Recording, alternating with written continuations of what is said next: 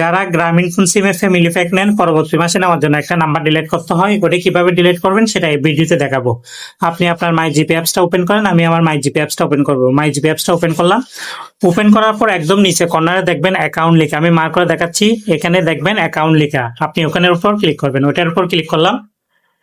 Click করার পর একটু নিচে আসবেন। নিচে আসার পর এখানে দেখতেছেন ম্যানেজ ফ্যামিলি লেখা আছে, ঠিক আছে? আপনারা ওটার উপর ক্লিক করবেন। ম্যানেজ ফ্যামিলির উপর ক্লিক করলাম। তারপরে এখানে দেখতেছেন লিভ ফ্যামিলি, আপনার যদি মেয়াদ শেষ হয় এটা আপনি কি করে দিতে পারবেন, ওখানে ক্লিক করে এটা ডিলিট করে দিতে পারবেন।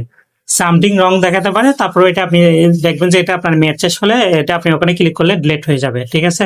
তারপর আপনি ফ্যামিলি প্যাকের অনেক সময় আপনার মেয়াদ কতদিন আছে সেটা কিভাবে দেখবেন সেটা এখন দেখাচ্ছি আপনাদেরকে। আপনারা ব্যাকে আসবেন, ব্যাকে এসে আবারও হোমে আসবেন। এরকম হোম, আপনি জিপি অ্যাপসে ঢুকলে এরকম হোম আসে, হোমে আসবেন। হোমে আসার পর আপনারা এখানে দেখবেন এমবি মিনিট, ঠিক আছে? তো আপনারা ওটার উপর ক্লিক করবেন। ওটার উপর ক্লিক করলাম, একটু সময় দেন। হ্যাঁ, ওটার উপর ক্লিক করার পর ওটার উপর ক্লিক করার পর দেখতেছেন এখানে ফ্যামিলি প্যাক কখন মেয়াদ শেষ হবে সেটা লেখা আছে, ঠিক আছে? ফ্যামিলি প্যাক কখন মেয়াদ শেষ হবে সেটা আপনারা এখান থেকে দেখে নেবেন। আশা করি সবাই বুঝতে পারছেন।